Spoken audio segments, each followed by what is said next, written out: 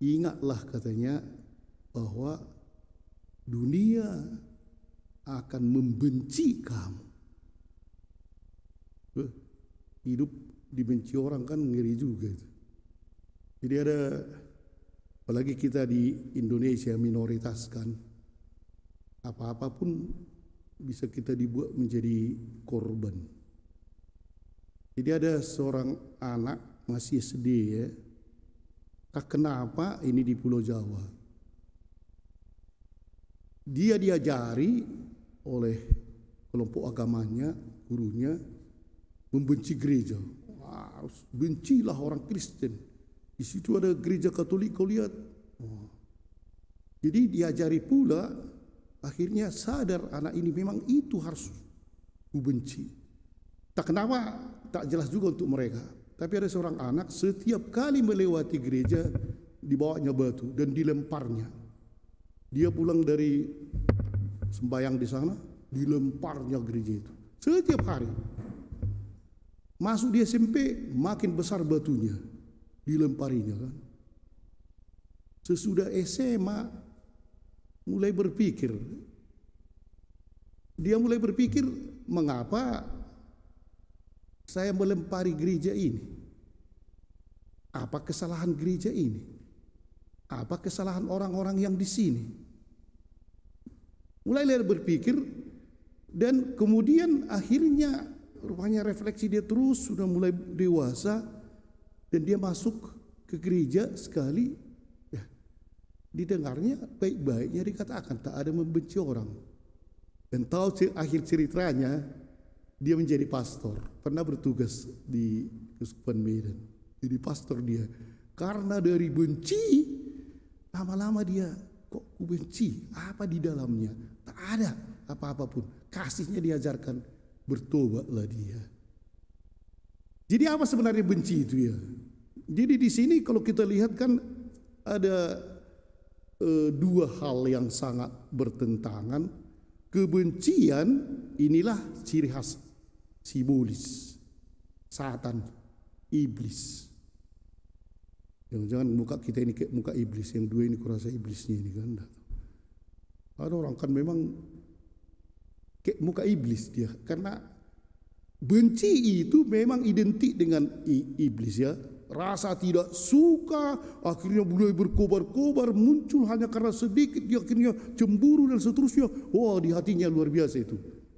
Iblis lah namanya kan. Dan itulah yang sangat bertentangan dengan kasih iblis dan Kristus. Dua yang sangat bertentangan ini kan. Yang satu ini membenci, kalau bisa rusaki, datang kasih. Ditampar pipi kananmu, kasih pipi kirimu. Pokoknya berkorbanlah. Siapa yang sahabat yang paling sejati ialah kalau mau mengorbankan nyawanya karena kasih. Para bapak dan ibu dan saudara-saudari sekalian, pada hari ini kalau dikatakan dunia akan membenci kamu, dunia dalam arti ini bukan tempat ya, di dunia bagusnya, karena itu kita piknik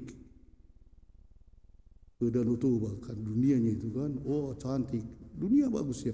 Tapi dunia maksudnya di sini sifat, karakter di mana dunia menjadi pusat, dan supaya menikmati dunia ini segala hal dihalalkan. Aku mau tinggal di dunia ini.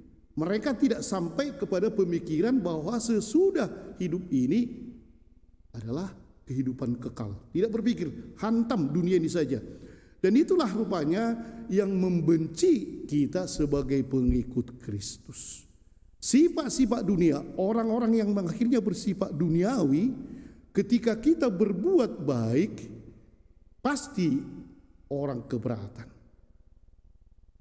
Kalau kita umpamanya katakanlah dulu bertugas entah di kantor atau di mana, di situ ada bau korupsi, atau di situ ada kesempatan untuk mencuri dan kita tidak ikut serta, maka kita akan disingkirkan, kalau bisa dimatikan. Memang dunia membuat seperti itu.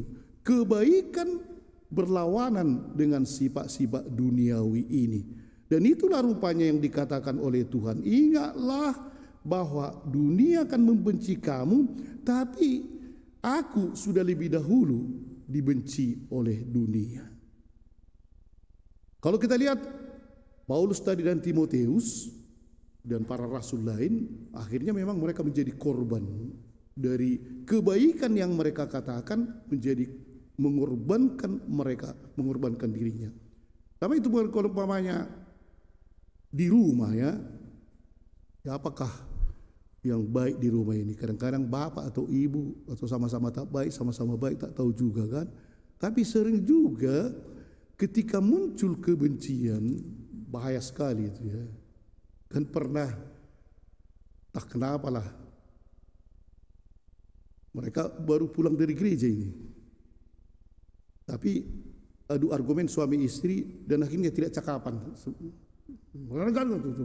Sering benci, suaminya pun ngomong, istrinya diam aja, hanya karena salah, entah salah apa lah itu sedikit kan, terus sering benci.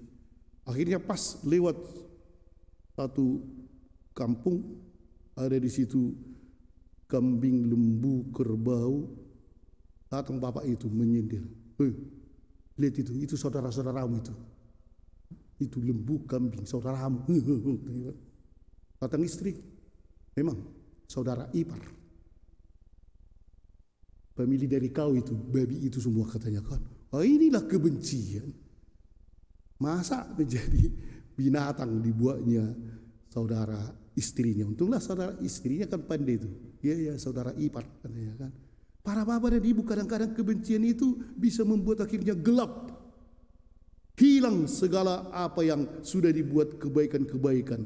Dan pada hari ini rupanya Yesus mengatakan kalau kita berbuat baik dan berbuat yang saleh atau apapun itu, pertama memang bisa itu kebencian dari luar.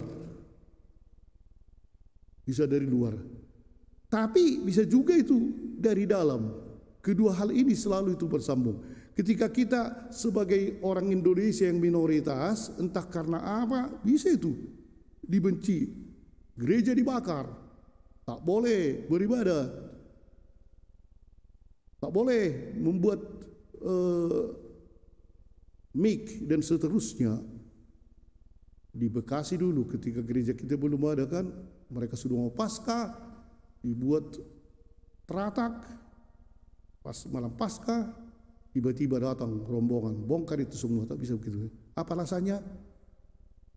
Tak jelas, mengganggu ketentraman umum. Wah, ngeri juga ya. Dan kebencian memang tak ada argumennya itu. Karena iblis, apapun yang kita buat bisa dibenci. Kalau umpamanya kedua gadis inilah, kalau sudah berkelahi dengan pacarnya, semua dilihatnya yang benci. Jelek kali mukamu. Ini semua dari kegelapan iblis. Padahal rupanya kita sebagai pengikut Kristus selalulah bawa kasih itu. Kasih. Bukan benci. Ketika kita dibenci pun, balaslah dengan kasih. Anak SMP tadi atau SD itu akhirnya menjadi pastor. Karena dia lihat kasih itu rupanya mengalahkan kebencian. Dan saudara-saudara sekalian, disinilah ketika Yesus mengatakan bahwa dunia akan membenci kita, oke. Tetapi kita bisa bertahan, tetaplah berbuat baik. Apapun akibatnya, tetaplah berbuat baik dan kita akan menang. Tapi jangan seperti orang Batak yang di perantauan, dia datang kepada pastor, aku sudah merasakan memang karena aku di sini satu-satunya pengikut Kristus, aku dibenci orang kampung ini. Tapi kurasakan itu pastor, tapi itu aku ingat tetap Yesus. Aku tetap berada di sini dan memang saya terus berdoa. Apa rupanya Bapak buat? Ya kan cari makan, aku memelihara babi. Kalau gitu patutlah kau dibenci. Dia pikir kebaikan kan, jadi dia sengsara karena dia sendiri. Tapi kita janganlah. Kita karena berbuat kasih dibenci, silakan. Tapi kalau memang kita layak dibenci karena kejahatan kita, janganlah kita di situ iblis. Amin.